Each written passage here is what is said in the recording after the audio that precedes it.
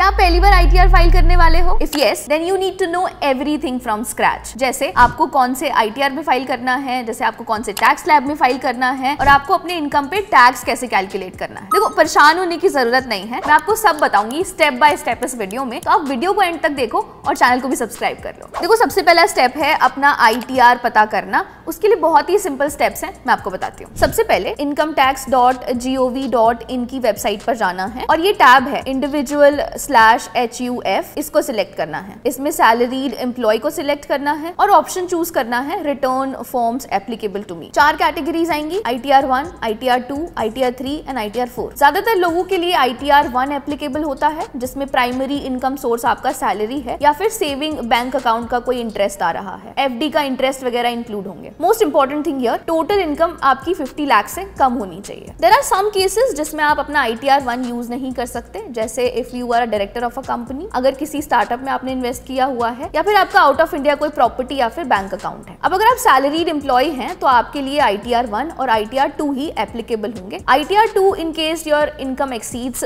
50 lakh rupees. अब क्योंकि हमें पता है कि हमें कौन से ITR में फाइल करना है, हमें 3 चीजों की जरूरत पड़ेगी। एनुअल इनकम, टैक्स डिडक्शन जो हमें क्लेम करने हैं, and tax deducted at source, मतलब आपका TDS, मतलब आपको जो अपने वर्क प्लेस पे सैलरी में से जो अमाउंट कट होता है उसकी बात हो रही है। अब आपको फॉर्म 16 मिलता है जिसमें आपकी सारी इंफॉर्मेशन होती है आपके टैक्स रिलेटेड, वो भी आपको अपने एम्प्लॉयर से ही मिलता है। दूसरा एक फॉर्म है 26AS, जिसमें आपको अपने TDS का इंफॉर्मेशन मिलता है। और तीसरा है एनुअल इनकम स्टेटमेंट यानी AIS।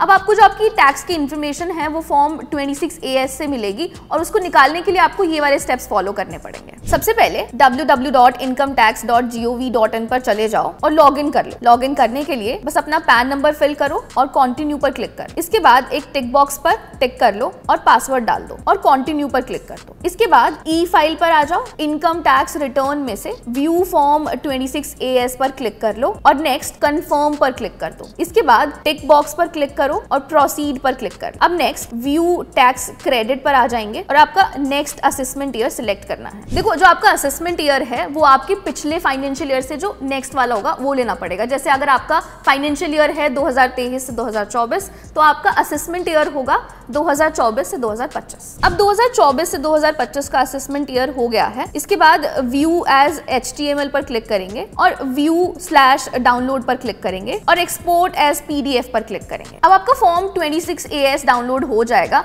इसमें से आप अपनी टोटल इनकम निकाल सकते हो, आप इसमें से अपना टोटल TDS जो कट हुआ है वो निकाल सकते हो। इसके बाद की जो सारी इंफॉर्मेशन है वो आपको फॉर्म 16 में मिल जाएगी। लेकिन अगर आपने फाइनेंशियल ईयर के बीच में ज्वाइन किया है तो आपको सारी इंफॉर्मेशन फिर AIS से निकालनी पड़ेगी, मतलब एनुअल इनकम स्टेटमेंट से। सबसे पहले AIS पर जाना है और प्रोसीड पर क्लिक करना है। AIS के टैब पर क्लिक करना है फिर से। इसके बाद टैक्स पेयर इंफॉर्मेशन समरी का एक टैब आएगा, उस पर क्लिक करना है और एक पूरा चार्ट जैसा आ जाएगा जिसमें आप सैलरी से जो इनकम हुई है वो देख सकते हो। इसके बाद जो इंटरेस्ट फ्रॉम सेविंग्स बैंक वाला ऑप्शन आएगा उसमें आप अपना इंटरेस्ट जान सकते हो। इसके बाद एक बिजनेस रिसिप्ट का ऑप्शन आएगा। सो बेसिकली आपके जो इनकम के सोर्सेज हैं वो आपको पता चल जाएंगे और आपके टोटल इनकम पर कितना TDS कट हुआ है वो भी आपको पता चल जाएगा। अब आपके पास 2 इंफॉर्मेशन है, एक TDS और दूसरा आपका टैक्स डिडक्शन। अब आपको अपने टोटल इनकम पे टैक्स कैसे कैलकुलेट करना है वो मैं आपको बताती हूँ। वापस से होम पेज पर आ जाओ और डैशबोर्ड में एक ऑप्शन होगा इनकम एंड टैक्स एस्टिमेटर, उस पे आप क्लिक करो और नेक्स्ट टैब में आ जाएंगे जिसमें इनकम डिटेल, ये ऑलरेडी ठीक डाली हुई है। यहाँ ऑटोमेटिक डिडक्शन है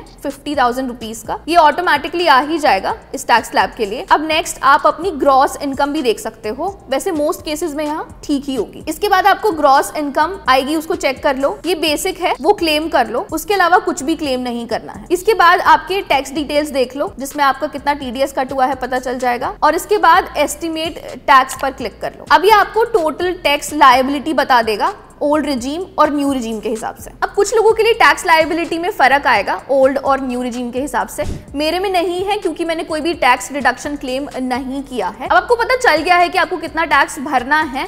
अब टैक्स भरने के लिए या फाइल करने के लिए आपको फिर से डैशबोर्ड पर आ जाना है। ई फाइल ऑप्शन पर आ जाओ, ई पे टैक्स पर चले जाओ और उसके बाद न्यू पेमेंट का ऑप्शन आएगा, उस पर क्लिक कर लो। इनकम टैक्स के टैब पर क्लिक कर लो और असेसमेंट ईयर सेलेक्ट कर लो। इसके बाद टाइप ऑफ पेमेंट सिलेक्ट कर लो। उसके बाद सेल्फ असेसमेंट टैक्स सिलेक्ट कर लो और कंटिन्यू पर क्लिक कर लो। अब जो मेरी टोटल टैक्स लायबिलिटी थी वो 33,282 रुपीज की बनी थी, उसको फिल कर दो और कंटिन्यू पर क्लिक कर लो। अब बहुत सारे ऑप्शंस दिखेंगे, उसमें से सिलेक्ट करके नेट बैंकिंग से पेमेंट हो सकती है। पेमेंट पूरा होने के बाद एक फॉर्म आएगा, उसमें से आप अपना BSR नंबर और चालान नंबर दोनों स्क्रीनशॉट करके रख लेना, क्योंकि जब हम ITR फाइल करेंगे तो उसमें फिल करने के काम आएगा। अब फाइनली हमें ITR फाइल करना है और उसके स्टेप्स मैं आपको बताती हूँ। देखो, सबसे पहले इनकम टैक्स रिटर्न पर आ जाएंगे, उसके बाद असेसमेंट ईयर सिलेक्ट करेंगे और ऑनलाइन मोड सिलेक्ट करेंगे और अब कंटिन्यू पर क्लिक कर लेंगे। अब स्टार्ट न्यू फाइलिंग पर क्लिक करेंगे और इंडिविजुअल सिलेक्ट करेंगे। उसके बाद ITR 1 सिलेक्ट करेंगे और प्रोसीड विद ITR 1 सिलेक्ट करना है। इसके बाद एक पॉपअप आएगा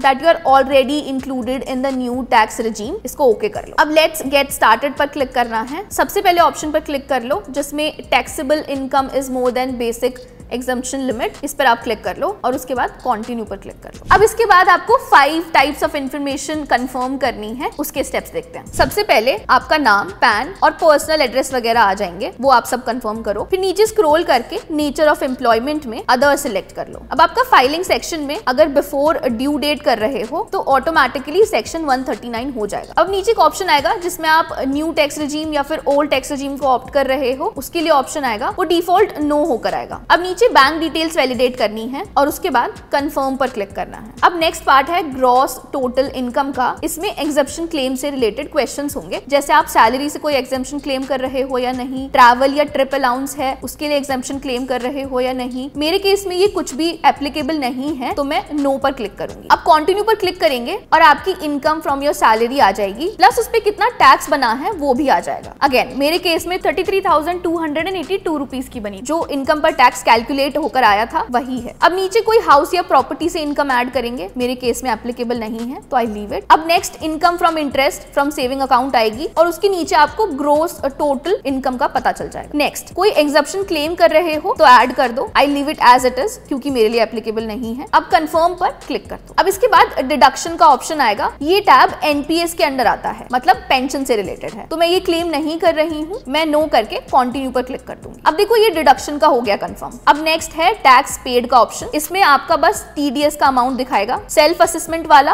आपको ऐड करना पड़ेगा जो हमने कैलकुलेट करके निकाला था। अब यहाँ पर आपको अपना चालान नंबर, BSR नंबर और आपको डेट ऑफ डिपॉजिट फिल करनी पड़ेगी। सेल्फ असेसमेंट टैब में जाकर आपको ये करना पड़ेगा और ये आपके टोटल टैक्स में ऐड हो जाएगा और इसके बाद बस आपको कंफर्म करना। अब नेक्स्ट आएगा टैक्स लायबिलिटी, इस पे क्लिक करो, प्रोसीड पर क्लिक करो और ये दिखाएगा आपको टोटल रिफंड 0 है। अब नीचे प्रीव्यू रिटर्न पर आप क्लिक कर लो, सारी इंफॉर्मेशन चेक कर लो और उसके बाद आपको 2 चीजें करनी पड़ेंगी, वैलिडेशन और वेरिफिकेशन। वैलिडेशन करने के बाद आप ई-वेरीफाई कर सकते हो और आपको ई-वेरीफाई करने के लिए बस अपने आधार कार्ड से OTP जनरेट करना होगा, उसको फिल करके आपका वेरिफिकेशन भी पूरा हो जाएगा और आपका ITR भी फाइनली फाइल हो जाएगा। इसके बाद आप सेम वेबसाइट से डाउनलोड भी कर सकते हो, बस इतना ही प्रोसेस है। ट्राई करो और बताओ मुझे कमेंट सेक्शन में अगर यूजफुल लगा हो। बाकी keep following us for more such content.